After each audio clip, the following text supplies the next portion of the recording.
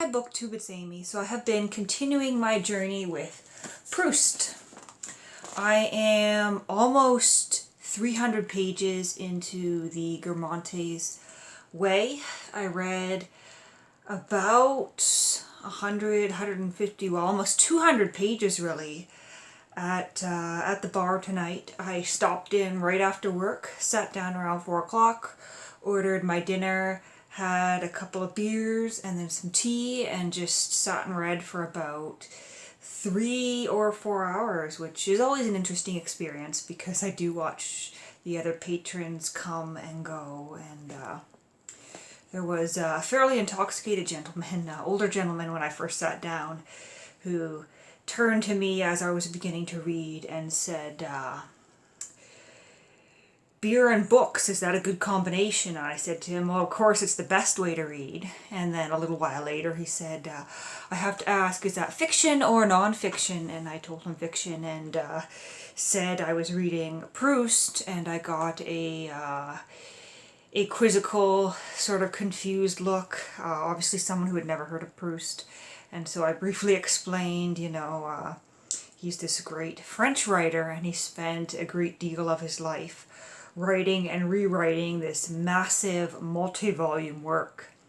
And then he sort of left me alone after that. He did comment on the fact that I was writing in the book, and then cautioned me with my notes saying, remember you're drinking. And I said to him, that's a good point.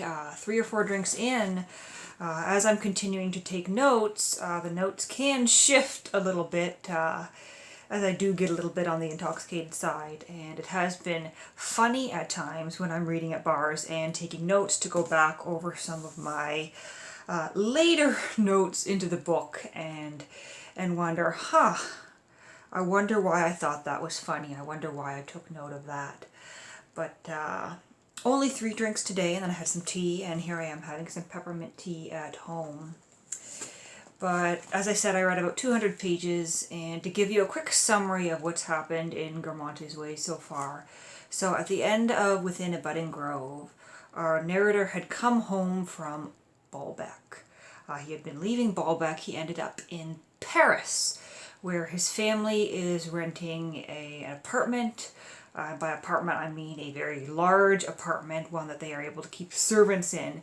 They are renting an apartment or city house of sorts from the Guermantes family, from the Duchess of Guermantes, who our narrator becomes rather obsessed with in the way that he was previously obsessed with Gilbert, and even Gilbert's mother, Madame Swann. He's obsessed to the point where, even though they haven't been formally introduced, he can't really go up and talk to her.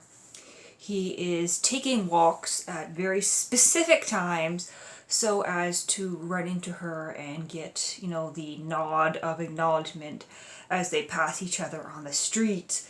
And he does this every single morning like a stalkerish freak. And eventually he realizes, through some whisperings of the servants, that she might find this annoying, that every time she turns the corner every morning, she sees this young man that she barely knows that she has to bow to, and she's finding that a little bit strange. Although we don't know whether she is actually finding this strange. She is just, perceiving that perhaps she's finding it strange. And the reason that he sets out to do this is because, first of all, he sees her from the window every day, but then he realizes that she indeed, recognizes him from the sort of introduction they had at one point. He is out to the theater. He is seeing Burma. You might recall from the previous volume, Within a Budding Grove, that when he was a little bit younger, he was very infatuated with the art of Burma, went to see her in theater and was disappointed with her acting. He gets the opportunity to go again and is sort of craning his neck to look up into the box, hoping to see Madame Guermantes, who he is absolutely in love with. She is an older woman. She is actually the aunt of one of his friends, Saint Loup, who we met in the previous volume. And it's a very interesting scene in the theater, actually, because he is sort of criticizing and critiquing the people around him in the, the orchestra section down below, because he notes that they are craning their necks up towards these balconies and, looking at these wealthy people. But he, in fact, is doing the same. He's no better than them, even though he refers to them as vulgar. He does not perceive himself as vulgar because obviously he's looking at himself as someone noble and right. Of course, he is sort of none of those things, as we get to see as we, read on about him in this novel. In fact, he does some very vulgar and rather dishonest things. For instance, he heads off to visit his friend Saint-Loup, who is in the military. Not because he particularly wants to see Saint-Loup. He sets off because he remembers that his friend is related to Madame Guermantes and is hoping that by going to see Saint-Loup, he can somehow weasel his way into Madame Guermantes' drawing room. He hopes that his friend will speak highly of him to his aunt, and through that avenue allow him to get an invitation into her society so that he can be close to her and kind of bathe in what he perceives as her glory. But we get this rather funny scene, actually, where after visiting his friend for several days, perhaps several weeks, he finally brings up Madame Guermantes. He says, I have to ask, I saw a picture in your barracks room of Madame Guermantes. Are you related? And of course Saint-Loup is like, well, she's my aunt. You knew that. And he kind of passes it off, or tries to pass it off, as a literary interest. He said, could you perhaps get me an introduction or speak highly of me to Madame Guermantes, purely from a literary perspective. I'm going to pull out my copy of the novel here.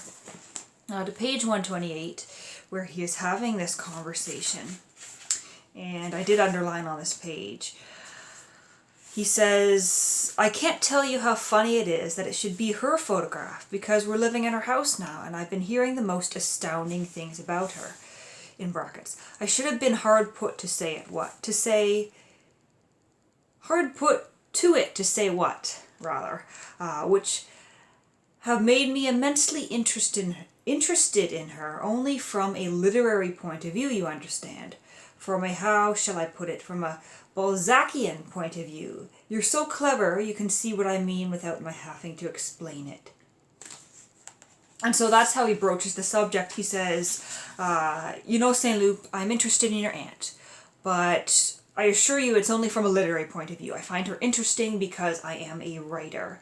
And of course, we should remember that our narrator hasn't done a whole lot of writing in 6 months, perhaps a year. He considers himself a writer, a great writer who's going to get down to work, and his family and his friends consider him a great writer, but he's not doing a whole lot of writing, and yet he still goes to his friend and claims that his interest is from a literary point of view. And Saint-Loup is not an idiot. He realizes that this is not purely a literary point of view. And so he says, I'm your friend, I understand your desires, I will give you an introduction. But our narrator can tell that Saint-Loup is uncomfortable. And so, as deluded as our narrator is, he says, I was just joking. I was just, testing you, because I know you're a great friend of mine, I'm not really interested. But then he kind of backtracks and says, can I have that photograph of hers? Which makes things even more awkward. He wants the photograph that Saint-Loup has in his barracks. Our narrator says, I had meant to ask him only for a loan of it, but as I was about to speak, I was overcome with shyness, feeling that the request was indiscreet, and in order to hide my confusion, I formulated it more bluntly and amplified it as if it had been quite natural. And Saint-Loup replies, no, I should have to ask her permission first. He blushed as he spoke. I could see that he had a reservation in his mind.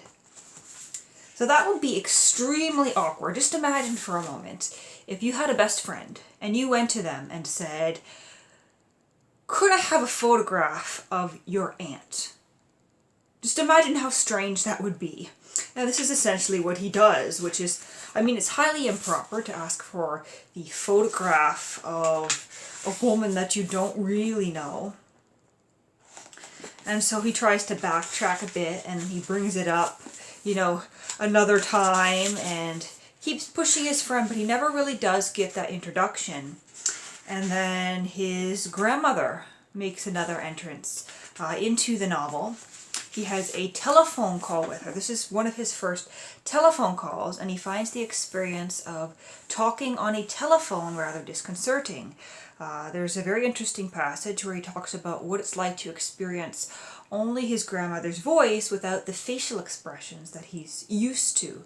You have to remember this is the early 1900s, and so while telephones had been around for a couple decades, it wasn't really something that people frequently did. It was something for, you know, long distance, for special occasions, for emergencies, and so he finds it this sort of disconcerting experience, and it leads him to really miss his grandmother, and he describes it almost as if she is a ghost talking to him from the grave, which sends him fleeing from where he's been visiting Saint-Loup back to Paris, where he can see his grandmother. And I find it interesting in this novel and in the last, Within a Budding Grove, that he seems to have transferred the intense affection and obsession he felt for his mother to his grandmother. Which, I mean, it's interesting because we barely see him, we barely hear him discuss his mother in Guermantes' Way or Within a Budding Grove. Whereas in Swan's Way, he was, you know, very attached to his mother. So I found that interesting. And there is also a pretty interesting passage in Guermantes' Way as well.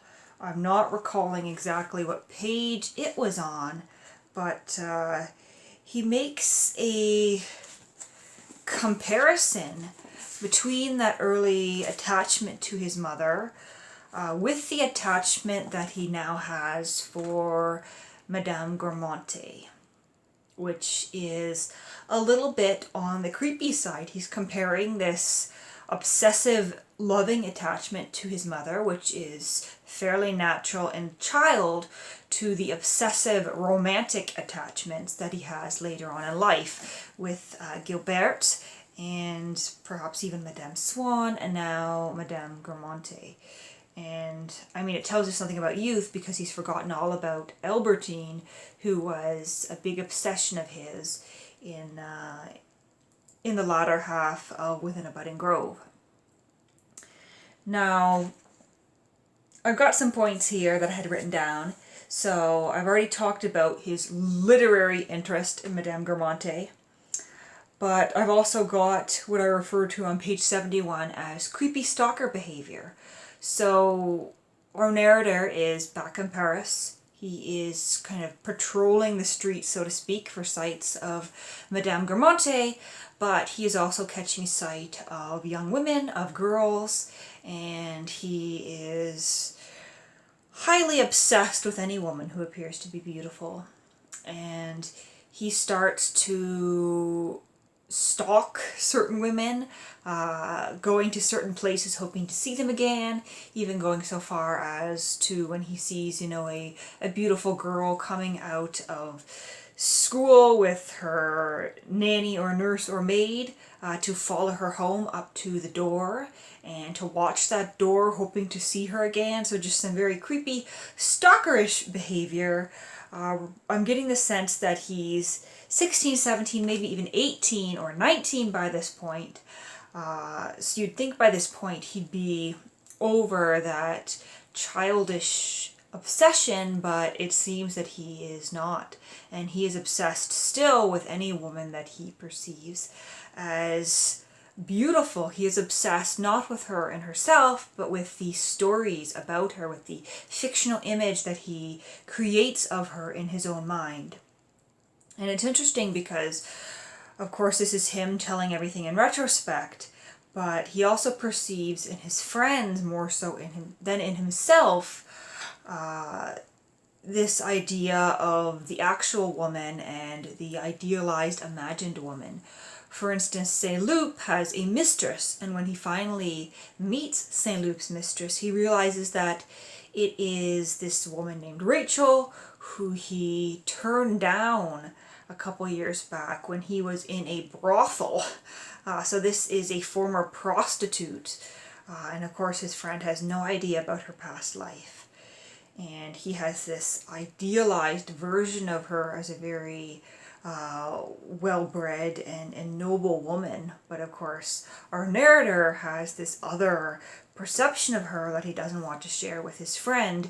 And he is so good at recognizing in his friend these two different versions of Rachel, but he only vaguely sees in his own romantic attachments the real woman and the fictionalized woman.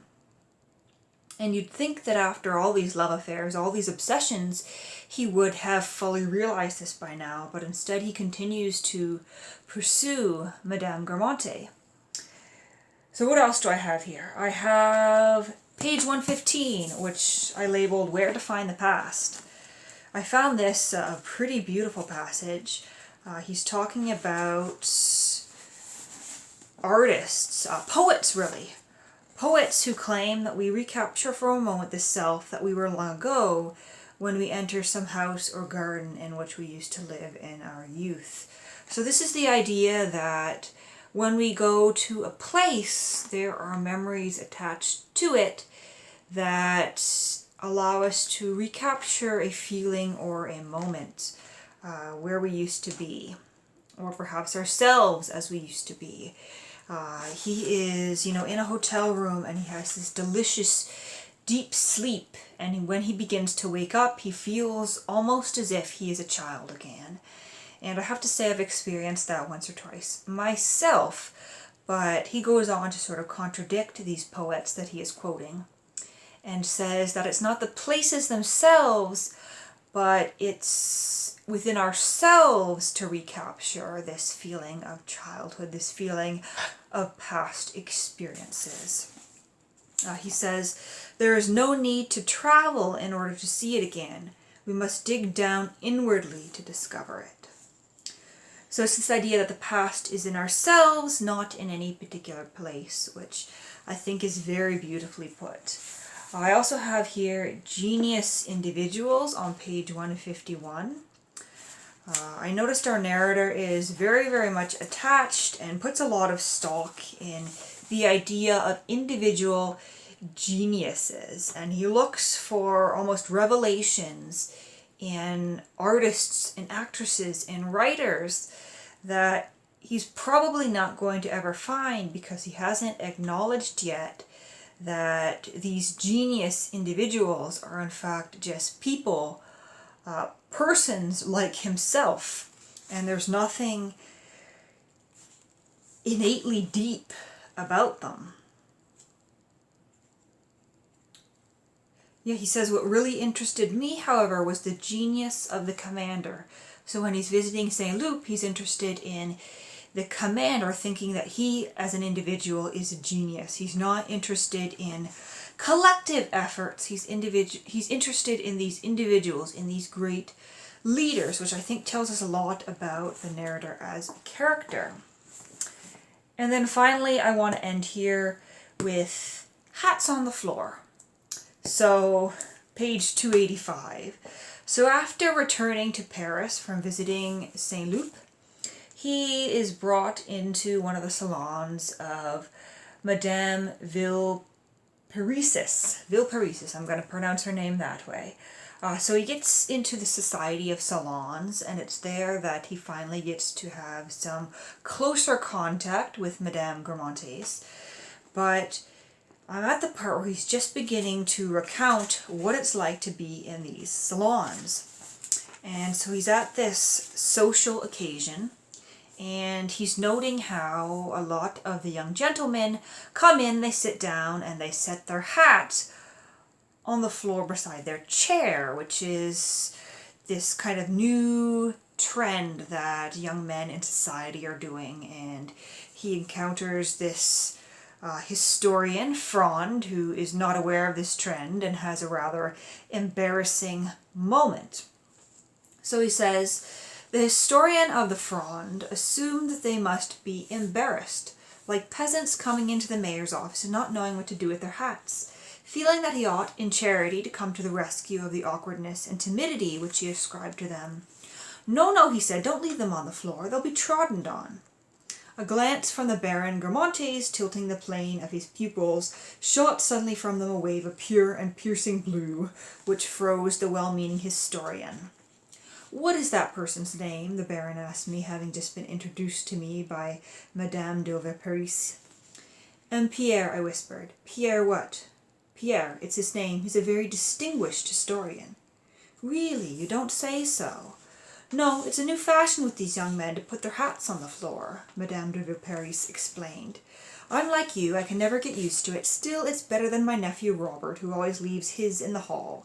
I tell him when I see him come in like that he looks just like a clockmaker, and I ask him if he's come to wind the clocks.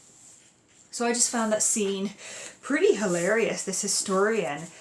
So my camera died there, but as I was saying, I just thought this scene was really funny. We have this historian who is trying to be polite, trying to be friendly, trying to make these gentlemen feel comfortable and at ease, but ends up committing a bit of a social blunder. And we have the Baron Guermantes, who handles this rather poorly and insults the man, essentially, wondering what kind of idiot this historian is, that he doesn't understand the latest trend in society.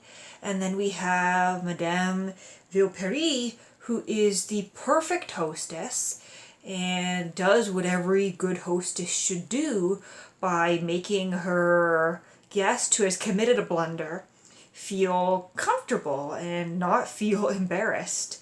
So I just thought it was a delightfully funny scene to read. So I am about, oh my goodness, I've lost my bookmark here, there it is. But I was on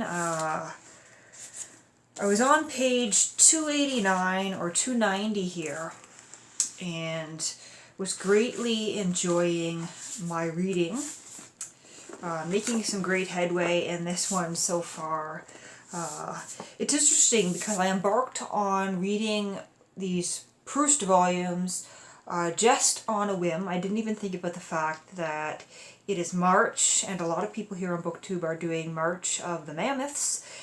So I stumbled into that activity by accident. I suppose you could call these mammoths. I wasn't really thinking of them in that way, but if it fits the trend, if it fits the activity of the current day, then sure, these are my mammoths for the month of March and the month of April as well. As you can see back here, I've got Sodom and Gomorrah, The Captive and the Fugitive, and Time Regained. So after this, I've got 3 more volumes, and I know for sure that I'm going to be finishing Guermantes' Way. And I might jump right into the 4th volume, Sodom and Gomorrah back there.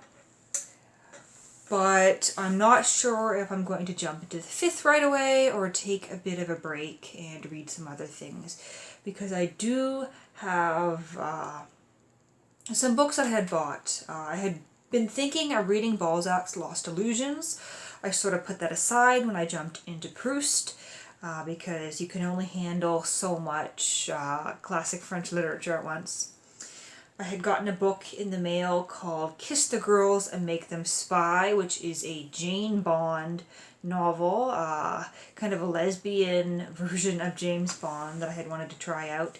And of course I've still got a few of these horror novels back here that I had gotten a month or so ago that I had intended to read. So lots of reading for me. If you've read The Guermantes' Way, I'd love to hear your thoughts.